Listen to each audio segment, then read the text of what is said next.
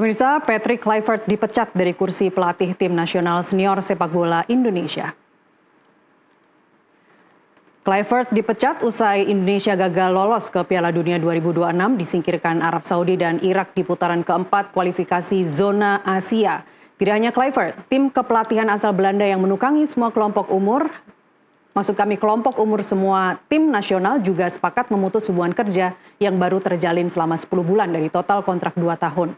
Selama melatih timnas Garuda di 8 laga, Kluivert menang 3 kali, 1 kali imbang dan 4 kali kalah dengan raihan 11 gol dan kebobolan 14 gol. Persentase kemenangannya 37,5%.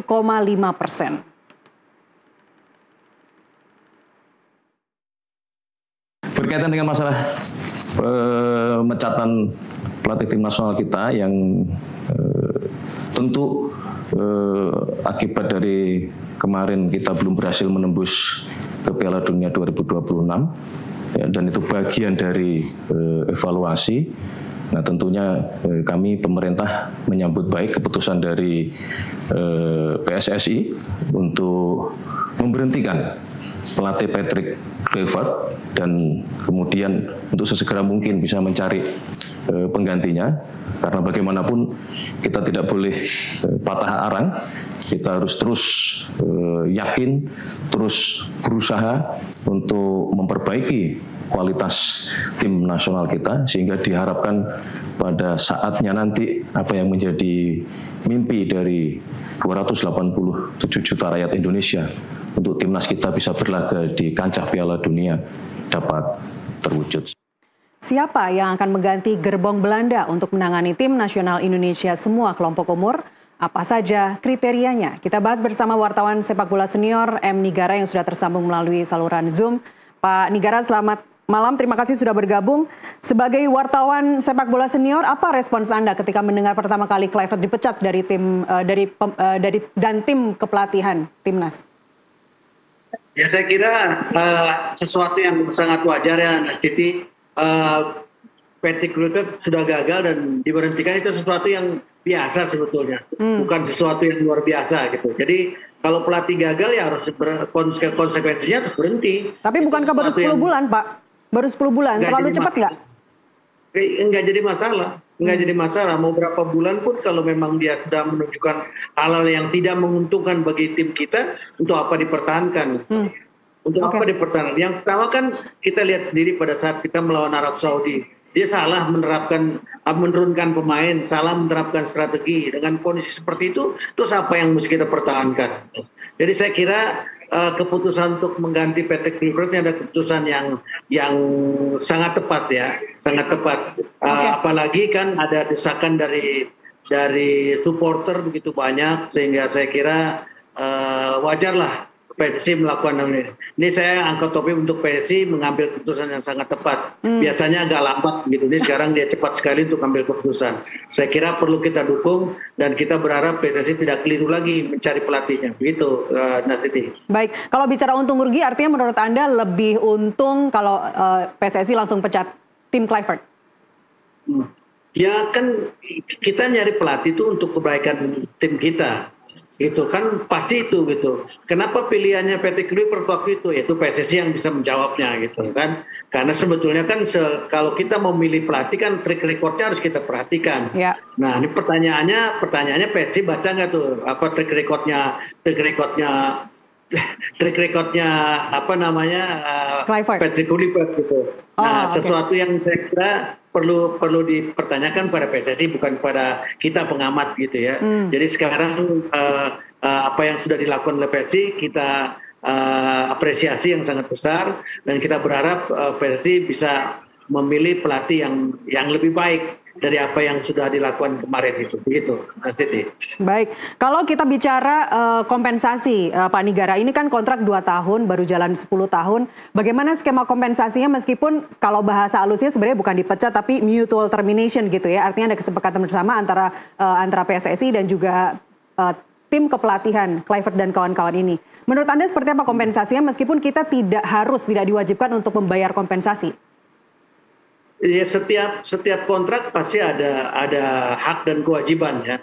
kita nggak tahu persis seperti apa bunyi kontraknya antara PSSI dengan Patrick Kluivert gitu ya. Seperti apa persis kita nggak tahu gitu, karena itu nggak terbuka dan itu biasa, normal aja nggak terbuka, itu sesuatu yang biasa gitu. Okay. Nah katanya ada kompensasi, berapa jumlah kompensasinya kita juga nggak tahu. Rumor yang beredar kan sekitar 40 miliar, katanya begitu. Apakah benar seperti itu kita nggak tahu juga gitu. Dan itu biasa lah dalam sesuatu yang seperti ini nih, biasa aja gitu, biasa aja. Jadi bukan penggantian pelatih di tengah jalan, penggantian kemudian pembunuhan kompensasi, itu hal yang lumrah terjadi dalam sistem kontrak. Saya kira bukan cuma di sepak bola, kontrak-kontrak pelatih yang lain pun begitu. Apabila memang belum waktunya sudah diberhentikan, tentu ada kompensasi. Ya. Itu yang perlu kita perhatikan. Ya, dan itu nggak masalah karena PSSI duitnya banyak ya Pak Nigara. Itu lain lagi, itu persoalan yang lain Siti. Okay. Persoalan yang lain. Ini persoalan hak kewajiban aja gitu. Persoalan hak dan kewajiban dan semua terbuka juga gitu ya. Jadi kita tahu seperti apa penyelesaiannya begitu. Menurut Anda ini akan berpengaruh terhadap semangat pemain kita nggak Pak Nigara? Gimana? Suaranya putus-putus Siti. Apakah akan berpengaruh terhadap semangat para pemain timnas? Ya saya kira harus berpengaruh. Pengaruhnya harus lebih baik. Untuk itu kita butuh pelatih yang lebih baik gitu. Yang track recordnya lebih jelas gitu. Okay. Supaya jangan sampai apa yang kita ini merindukan untuk bisa tampil di Piala Dunia Senior. Karena kita tahun 79 pernah junior ya kejuaraan untuk Piala Dunia di Jepang tahun 79. Ada Bambang Nurdiansyah, Ruli Nere gitu ya. Ada David Sulaksmono gitu. Ada Muda Dikarya gitu. Nah, kita pernah ramai itu karena politik, bukan karena kita lolos, karena juaranya Irak menolak kejuaraan dunia pakai nama Piala brand Amerika. Kemudian Korea Utara ditolak oleh Jepang karena Korea Utara sebagai yang ditunjuk AFC sebagai pengganti nggak punya hubungan diplomatik. Lalu Indonesia di posisi keempat, Indonesia yang diminta ganti dan Indonesia menikmati itu. Jadi Indonesia pernah junior. Bahkan sekarang kita ikut Piala Dunia U17. Ini lolos loh. Yang ini yang dilupain orang ingatnya yang gagal aja gitu. Bahwa yang gagal harus diperbaiki, ya saya setuju. Tapi harus kita ingat, kita punya anak-anak yang akan berlaga di Piala Dunia tahun 2026 di usia 17 tahun. Jadi ini sesuatu yang harus kita hargai, kita apresiasi.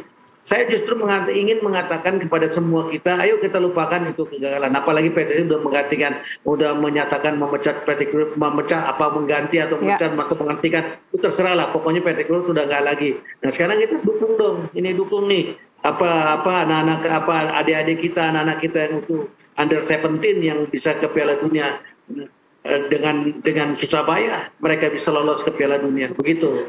Kalau pengaruhnya terhadap moral ataupun semangat para pemain timnas kita yang diaspora seperti apa Pak Nigara melihatnya?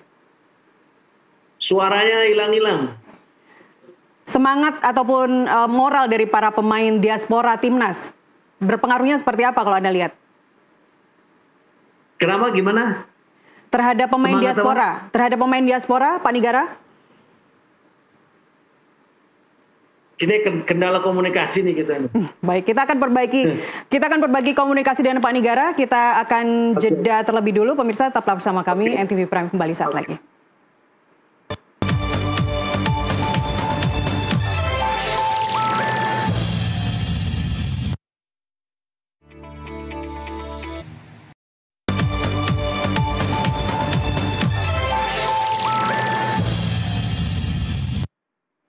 Pemirsa, pemecatan Patrick Kluivert dari kursi pelatih tim nasional senior sepak bola Indonesia disebut anggota Komisi 10 DPR sesuai dengan raihannya. Habib Syarif Muhammad menilai Patrick Kluivert tidak memiliki model perencanaan yang matang terhadap permainan timnas Garuda, termasuk strategi di laga penting kualifikasi Piala Dunia 2026 zona Asia. Sebuah kewajaran apabila Patrick diharapkan dari kebanyakan masyarakat untuk diganti. Karena kita melihat grafiknya tidak ada kenaikan. Bukan hanya di acara final, waktu lawan Cina, waktu lawan itu, ya, beberapa kali sama sekali tidak menunjukkan grafik yang naik.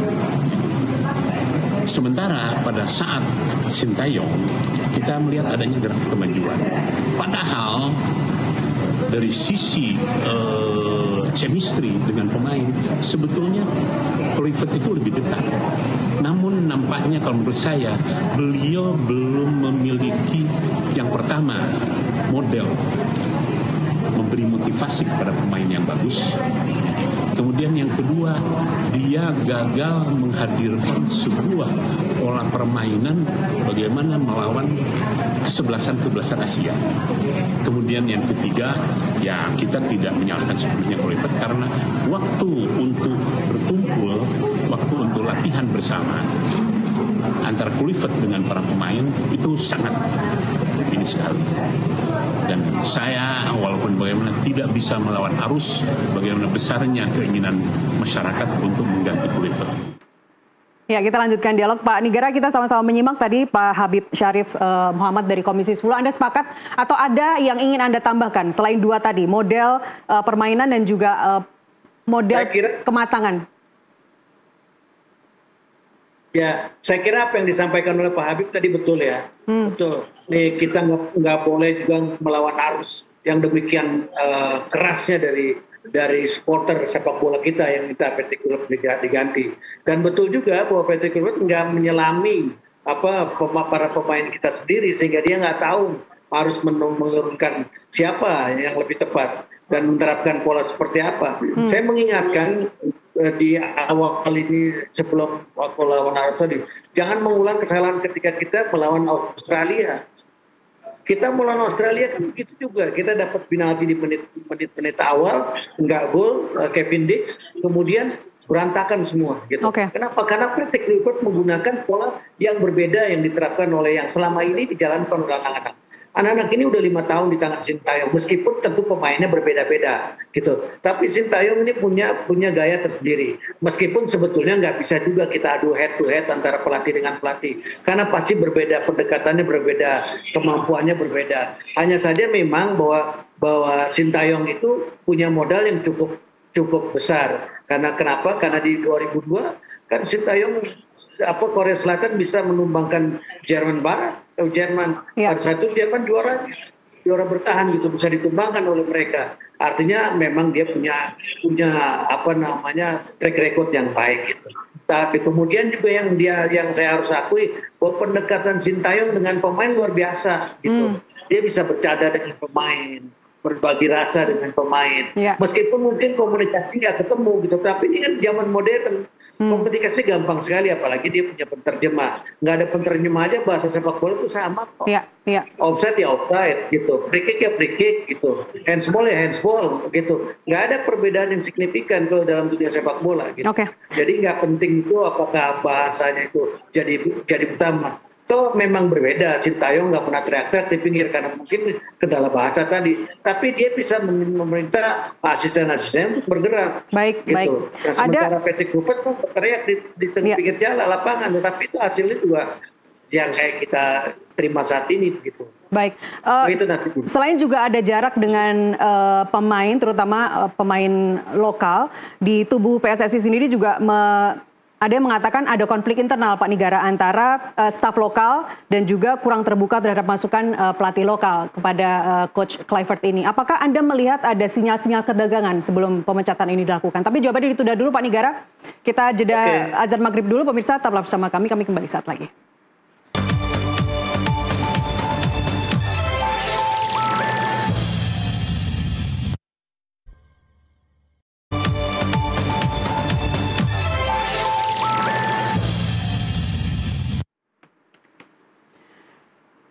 Pemirsa, kita lanjutkan dialog. Saya masih bersama Pak M. Nigara, wartawan sepak bola senior. Pak Nigara, tadi melanjutkan pertanyaan saya sebelum jeda azan maghrib. Bisa mendengar Pak Nigara? Oke. Terus. Ya, menyambung pertanyaan saya sebelum azan maghrib tadi, Anda melihat apakah sebelum pemecatan ini terjadi, Anda melihat ada sinyal-sinyal ketegangan antara Coach Kluivert dan juga pelatih tim lokal misalnya atau staff? Saya nggak dengar itu. Cuma yang saya dengar PT Kluivert emang berselisih pendapat dengan asistennya, yaitu Pastor ya. Tetapi itu sesuatu yang biasa aja sebetulnya. Kan pasti dalam satu keputusan nggak semua pihak menyetujui langsung. Harus butuh penjelasan dari semua pihak gitu, untuk bisa mengambil satu keputusan. Nah, persoalannya itu bukan pada keributan itu gitu. Lebih kepada bahwa Patrick Kluivert memang tidak pas pada saat menurunkan pemain melawan Arab Saudi. Untuk titiknya di situ, dia salah memilih 3 pemain. Okay. Nah, itu yang membuat akhirnya kita jadi titik lemah kita. Titik lemah kita.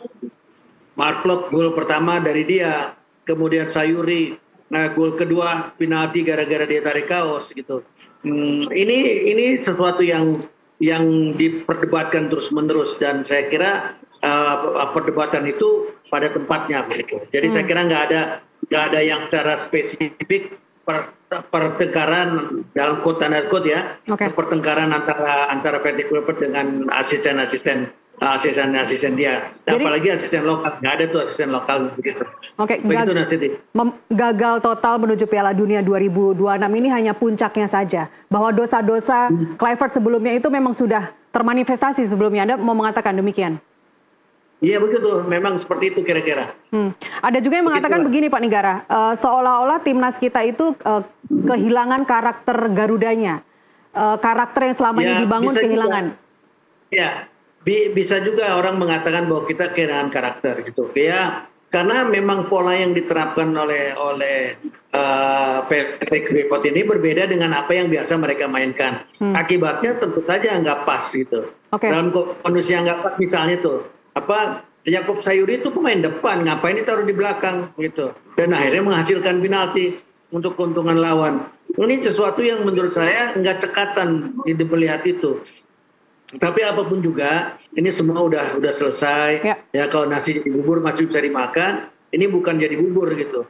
Nasinya udah angus, sudah kita sekarang bagaimana kita memikirkan ke depan. Oke, tema kita berharap bahwa PSSI. Kita ke tema besar dialog kita malam ini Pak Nigara. Patrick Kluivert dipecat, siapa gantinya?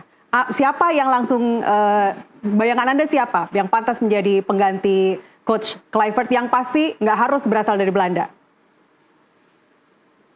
Ya tentu yang pertama klasifikasinya harus lebih baik dari Patrick Kluivert dan lebih baik dari Sintayong.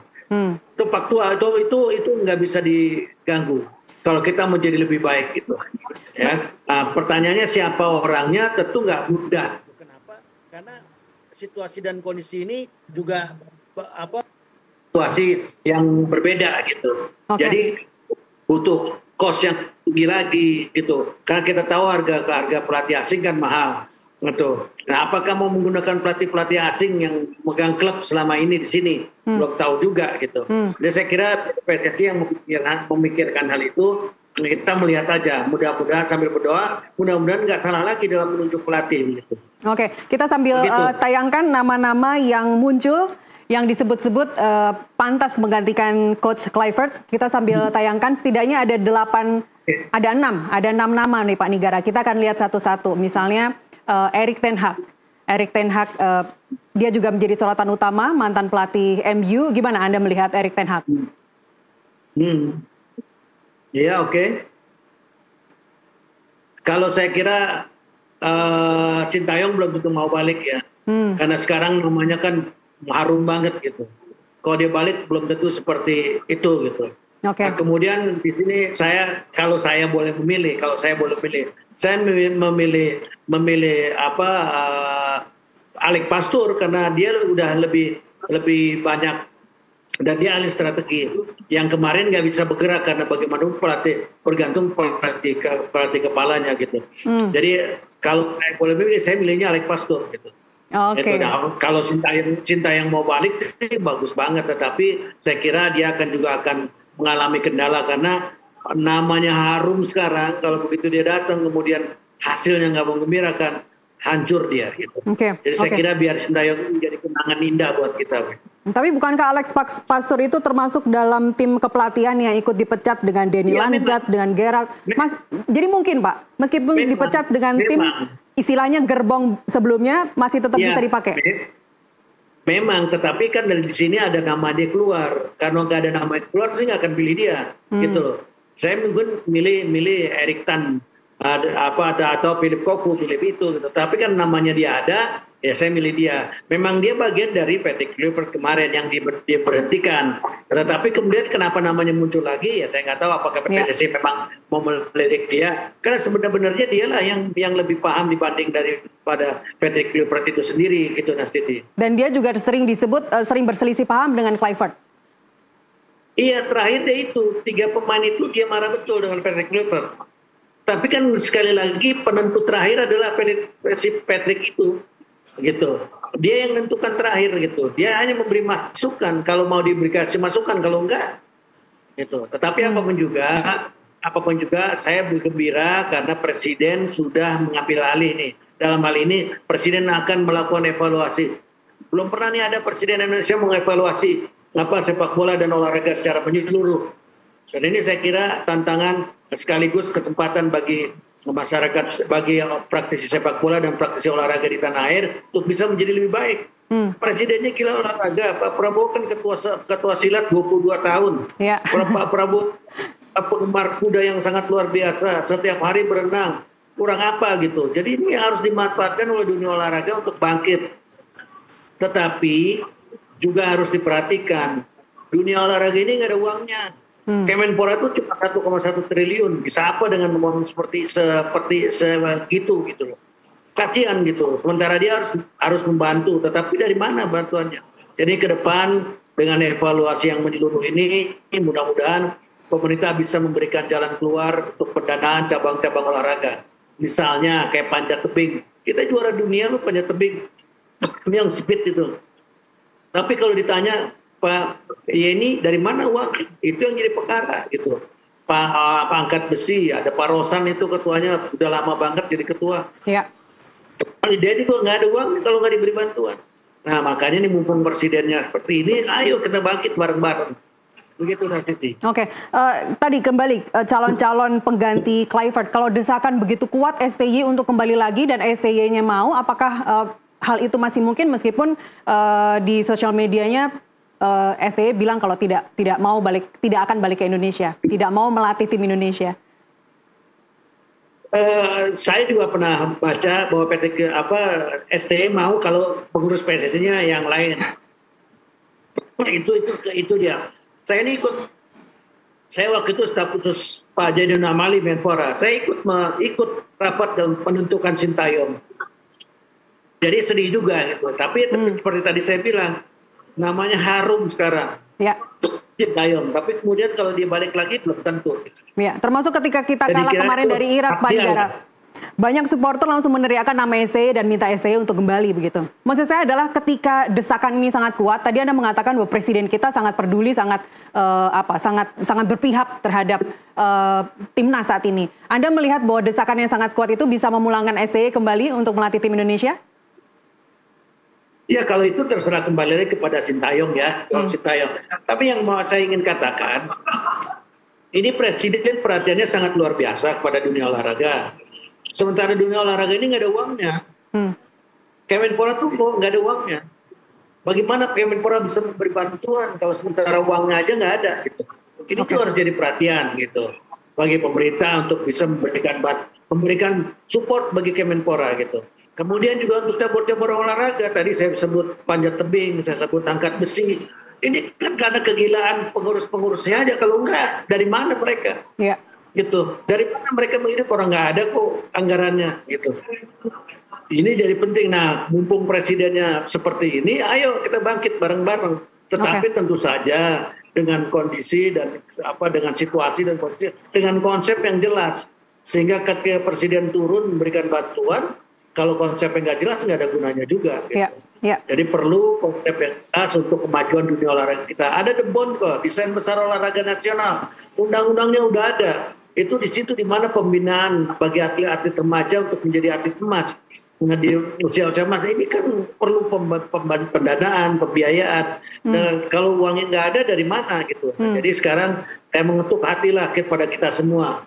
Gitu, untuk bisa membangkitkan dunia olahraga. Betul bahwa sepak bola ini adalah lokomotifnya, karena cuma sepak bola yang bisa mempersatukan perbedaan kita. Kita ini berbeda kemarin, pilihan presiden beda, gubernur beda, partai beda, semua beda. Tapi begitu nonton sepak bola, semua sama. Oke. Baik, Garuda di siapapun dadaku gitu loh. Nah ini, Garuda di ini dadaku. penting, Mas Siti. Siapapun pengganti Kluivert nantinya, apa harapan terbesar Anda, Pak Nigara? Suaranya hilang. Harapan terbesar Anda untuk pengganti Kluivert berikutnya apa? Ya harapannya itu kalau buat saya nggak penting nama deh, siapa namanya. Yang penting pada saat dipilih oleh PSSI ngeliat track recordnya kayak apa. Ya, itu track recordnya dilihat, kemudian tentu harga lah yang nomor satu, karena bagaimanapun ini terkait dengan anggaran gitu kan, harga. Kemudian dia mampu nggak, bisa yakin nggak ini bisa membangkitkan sepak bola kita gitu. Jadi saya kira ini pemikiran dasar ini harus jadi pikiran utama. Jangan sampai kayak kemarin saya mengatakan kayak kecolongan lah memilih Kluivert ini begitu. Begitu Nasib. Oke, terakhir Pak Nigara, Kluivert ini kan dikenal berkontribusi terhadap pembentukan karakter pemain-pemain timnas. Jangka panjangnya jika Anda lihat, ini kan karena pemecatan pelatih tim pasti akan berpengaruh terhadap tubuh tim begitu. Dalam jangka panjangnya seperti apa kalau Anda lihat? Ya, pertama tentu saja dengan PSSI nggak boleh melupakan pembinaan. Karena olahraga ini proses gitu.